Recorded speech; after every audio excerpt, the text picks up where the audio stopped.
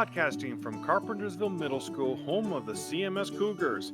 This is my Final Fantasy XIV experience with crafting in patch 5.05. I am your host, Baroness Breeze, a teacher at CMS who has been playing this MMORPG for about 3 years now.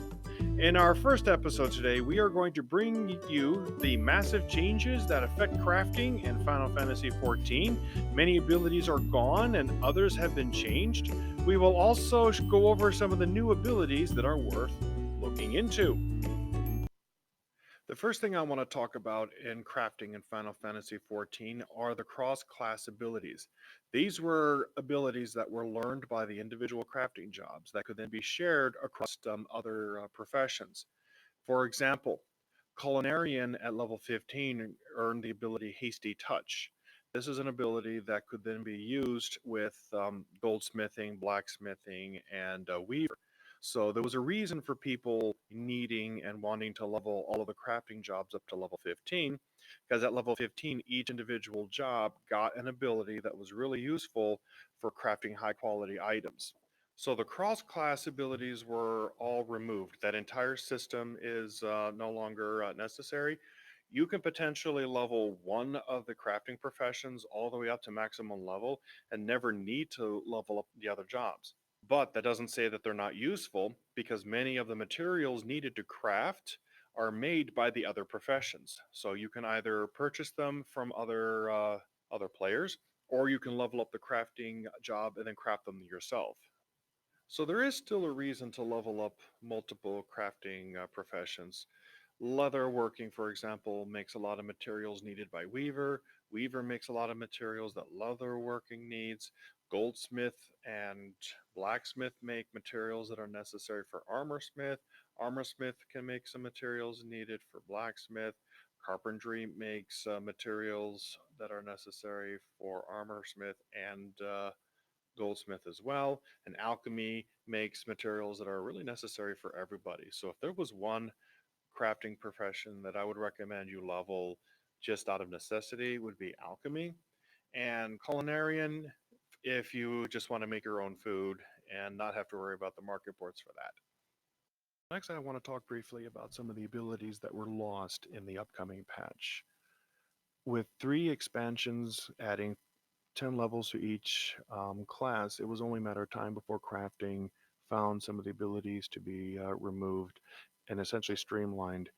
The combat healing and tank jobs found streamlining at the beginning of each of the expansions to make room for the extra abilities, but crafting was finally slimmed down.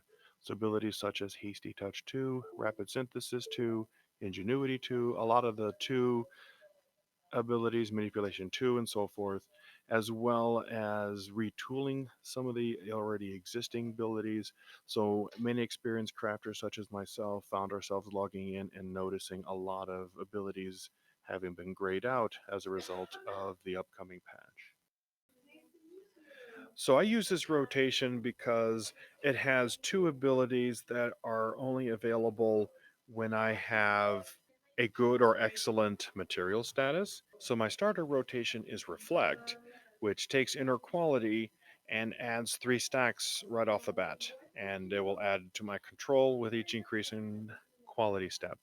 Then I use Manipulation, which adds 5 durability to each step. I then use Ingenuity, which increases the effectiveness of both the touches and the synthesis actions. And then I finish off with Innovation, which increases the efficiency of the synthesis and touch actions by 20%. Then I go through and do Delicate Synthesis. This is a new ability that was added with the new expansion. It increases both quality and progression at the same time. And I'll use this multiple times.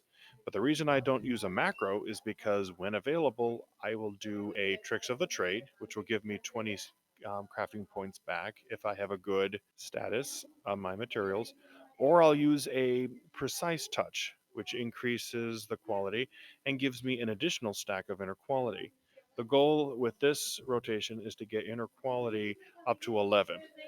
And then I'll even do a Prudent Touch, which increases quality, but it halves the durability loss. And if I have manipulation up, it only decreases it by 0. Now that everything is finished, I will do Brigot's Blessing. It takes the 11 stacks of inner quality and dumps it all into a huge increase in quality. Once I'm done with that, I might do a few prudent touches to kick the quality up just a little bit.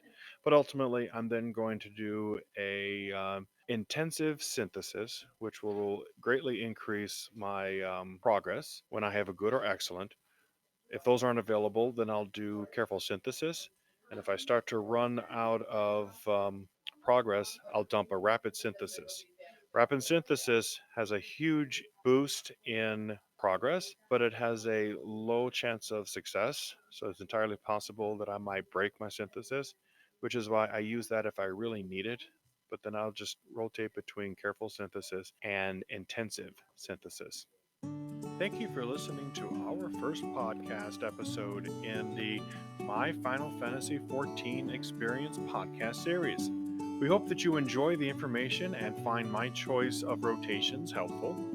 Final Fantasy XIV is trademarked Square Enix Corporation Limited, all rights reserved. If you enjoyed this episode and would like to know more about new episodes and availability, please subscribe to CMS Final Fantasy XIV podcast. Feel free to email us at CMS underscore Final Fantasy XIV podcast at gmail.com to suggest a topic for the future episodes. Remember, keep exploring and help others discover adventure.